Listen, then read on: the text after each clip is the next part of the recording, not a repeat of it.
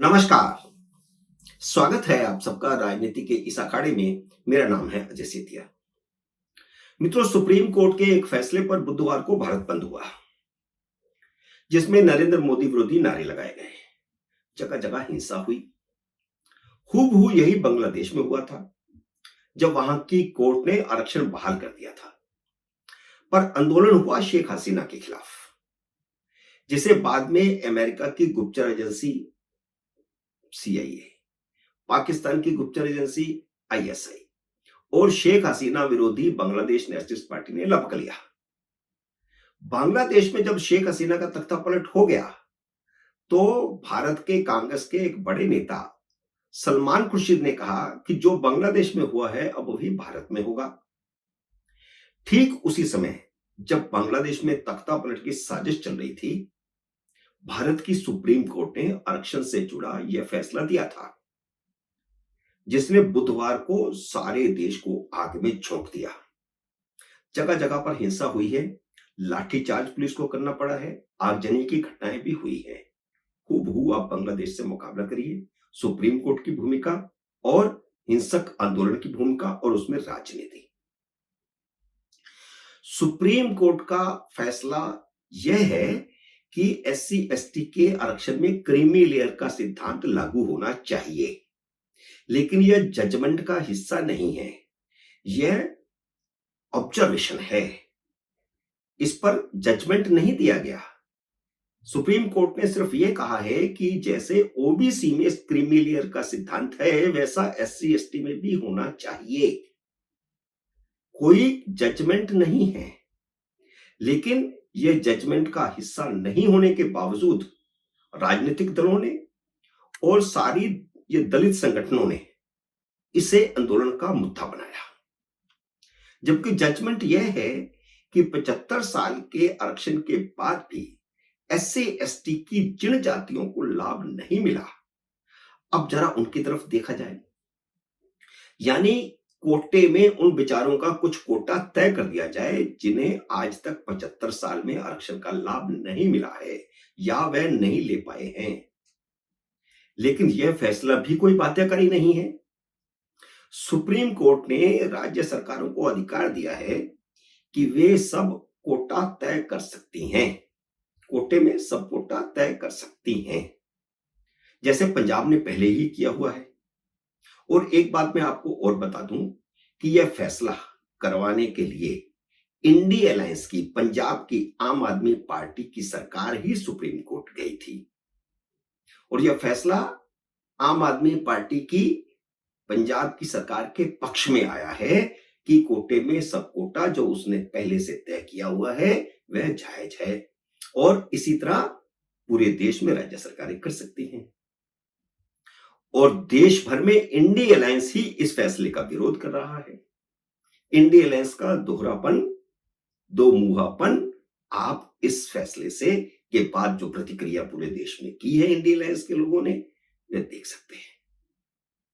अब यह अलग बात है कि फैसला गलत है या सही है, लेकिन जो सलमान खुर्शीद ने कहा था या संजय सिंह ने कहा था या कुछ कांग्रेस लेफ्ट समर्थक पत्रकारों ने कहा था, वह शुरू हो गया है। बुधवार को दलितों की राजनीति करने वालों ने भारत बंद का आह्वान किया था, जिसे मोदी विरोधी उन सभी ताकतों ने लपक लिया जो मोदी का तख्ता पलट करना चाहते हैं। अब इस सारे घटनाक्रम की बांग्लादेश के घटनाक्रम से आप तुलना करिए तो आपको एक जैसा ही लगेगा। और सलमान खुर्शीद ने यही कहा था। भारत बंद के दौरान नरेंद्र मोदी, केंद्र सरकार और भाजपा के खिलाफ नारे लगाए गए। इतना ही नहीं, देश भर में 3 दर्जन से ज्यादा जगहों पर हिंसा हुई, आगजनी की घटनाएं हुई, वाहन तोड़े गए, पुलिस को लाठीचार्ज करना पड़ा, हिंसा की अनेक घटनाएं हुई हैं। सुप्रीम कोर्ट के फैसले के गुण दोष पर मत जाइए।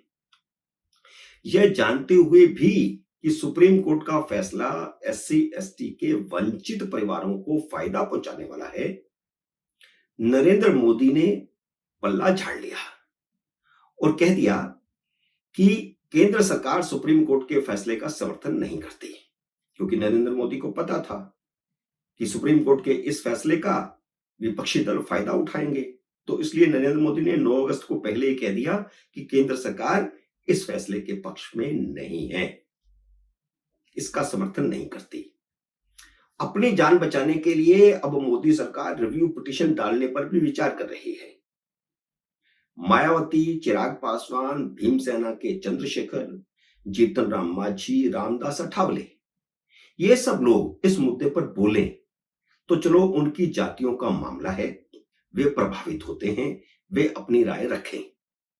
लेकिन राहुल गांधी, तेजस्वी यादव, अखिलेश यादव और बाकी सब इंडिया अलायंस के लोगों ने दलितों को भड़काना शुरू कर दिया है कि क्रीमी लेयर के बहाने सरकार आरक्षण का हक छीन रही है, जैसा कि इंडिया अलायंस ने चुनावों के दौरान कहा था, जबकि क्रीमी लेयर पर सुप्रीम कोर्ट का फैसला ही नहीं है।